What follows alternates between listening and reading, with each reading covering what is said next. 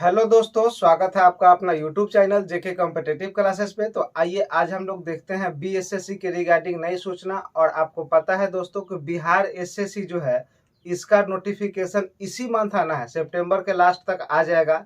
और देखे होंगे कि बहुत सारा नोटिस बिहार सरकार दे दिया है और 1 तारीख को 1 सितंबर को भी नोटिस दिया है कि हाँ, इसका वैकेंसी इसी मंथ जारी किया जाएगा। तो ये जो आपका वैकेंसी है, बहुत बेसब्री से लोग इसका इंतजार कर रहे थे, क्योंकि 2014 इसका प्रथम बीएसएससी आया था और ये 2023 द्वितीय बीएसएससी आएगा, है ना। यानी ये दूसरा बार आएगा। और ये इंटर लेवल ये होता है, इंटर लेवल। इंटर में आप किसी भी विषय से पास है, कितना भी मार्क्स है, आप फॉर्म फिलअप कर सकते हैं। ये बहुत बड़ी खुशखबरी है कि मार्क्स का रिक्वायरमेंट इसमें नहीं है, विषय का रिक्वायरमेंट इसमें नहीं है। आप इंटर किसी भी विषय से पास है, कितना भी कम मार्क्स है, पास आउट केवल है तो आप भर सकते हैं। ये बहुत बड़ी रिक्वायरमेंट है। तो कहने का अर्थ है दोस्तों कि ये बहुत अच्छी खुशखबरी है आप लोगों के लिए। और एकदम कमर कस के तैयार हो जाइए इस वैकेंसी के लिए, क्योंकि ये वैकेंसी बहुत इंपॉर्टेंट है। और आपको बता दें कि टोटल पोस्टों की जो संख्या है वो लगभग 18,000 है। लगभग कितना है? 18,000। 14 में जो आया था दोस्तों वो कितना आया था? लगभग 10,000। ये 18,000, तब पोस्ट की संख्या आपको ज्यादा है।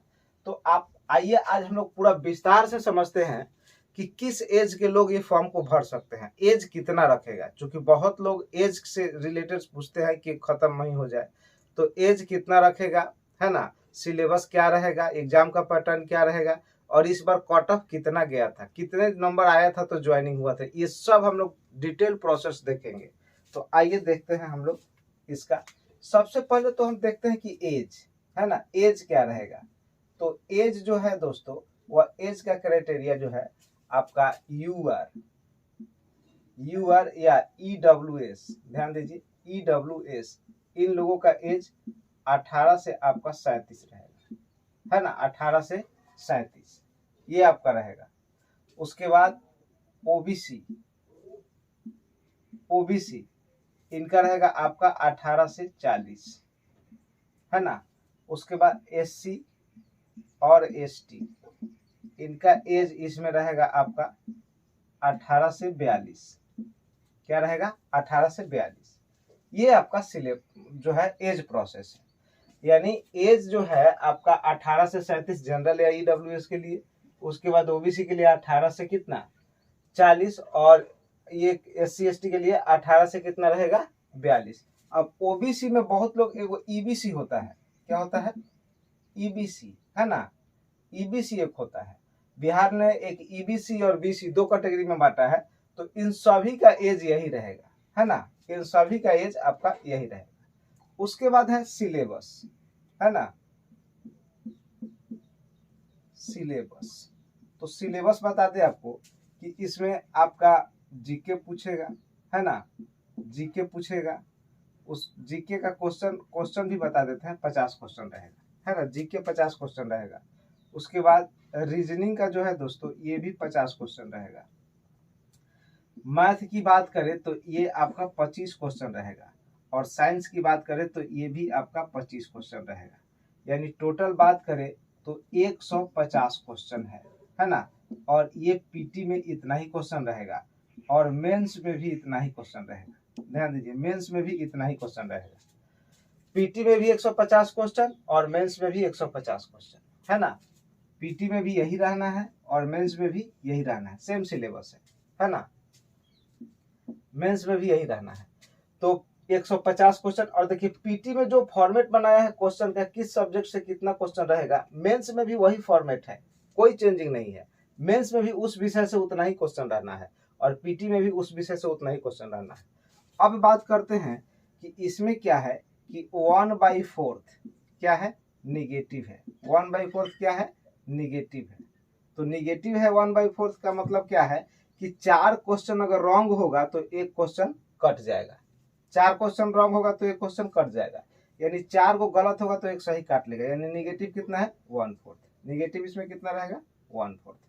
दूसरी चीज हम देखते हैं कि इसमें जो निगेटिव रखा है वो 1/4। और अच्छा, मार्क्स की बात करें तो टोटल 150 क्वेश्चन, एक क्वेश्चन के लिए 4 मार्क्स होगा। यानी टोटल मार्क्स जो होगा वो कितना होगा 600। टोटल मार्क्स कितना हो जाएगा 600, यानी 150 क्वेश्चन है, क्वेश्चन का 4 नंबर मिलेगा तो टोटल मार्क्स कितना आ जाएगा आपका, है ना, टोटल मार्क्स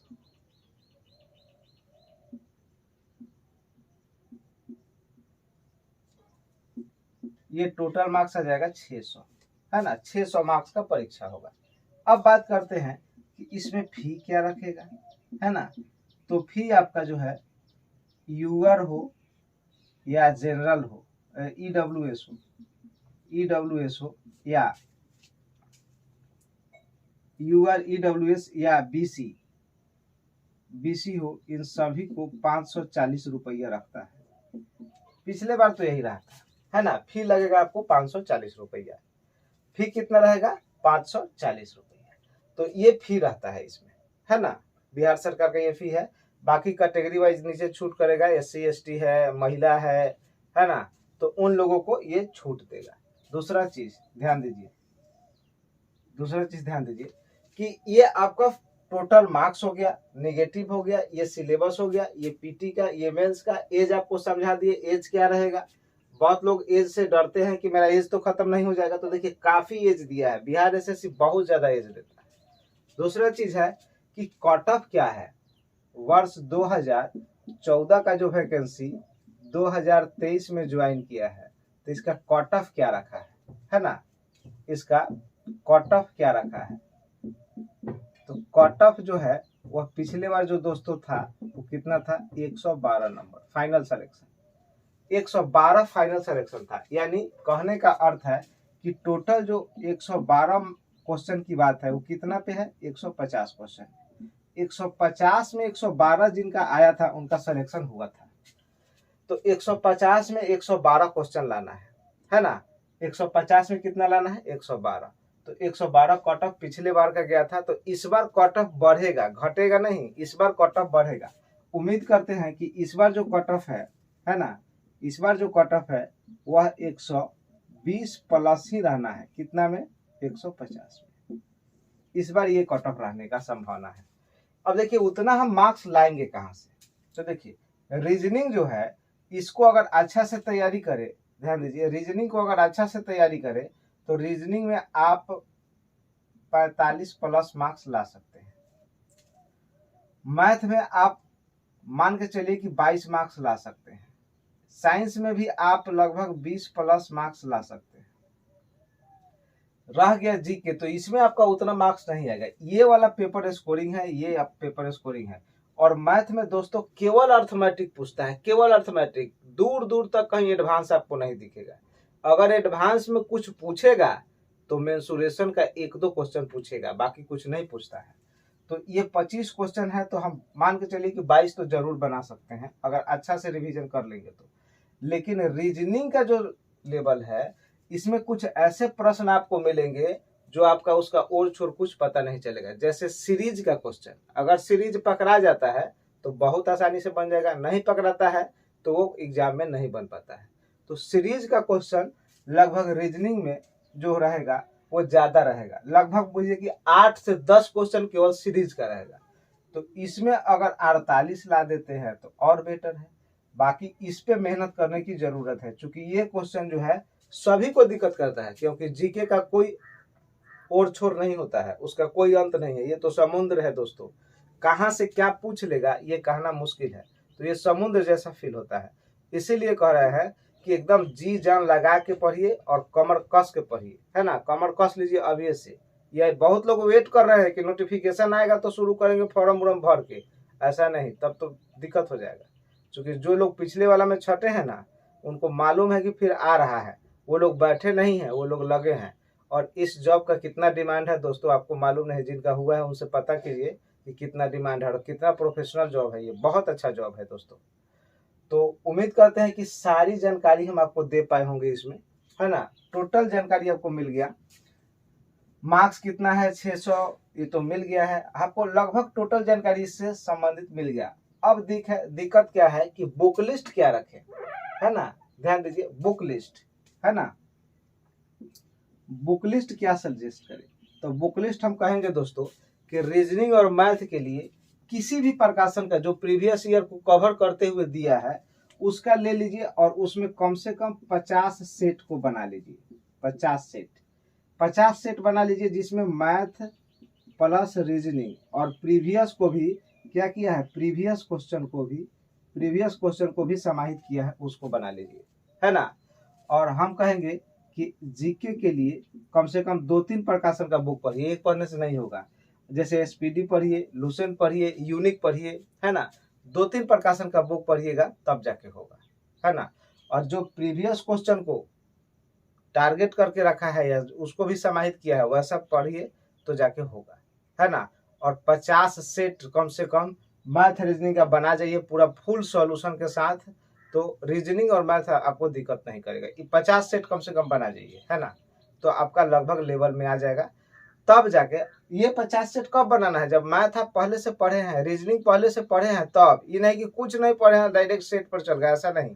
पहले से ये सब चीज आपको पढ़ा हुआ होना चाहिए, तब जाके आप सेट पे प्रैक्टिस करिए। ऐसा नहीं कि डायरेक्ट सेट पर जाके प्रैक्टिस करने लगे तो फिर दिक्कत होगा, तब नहीं बनेगा, तब आप कुछ नहीं कर पाइएगा। या नहीं पढ़े हैं तो पहले पढ़िए सब्जेक्ट वाइज और तब जाके सेट बनाइए।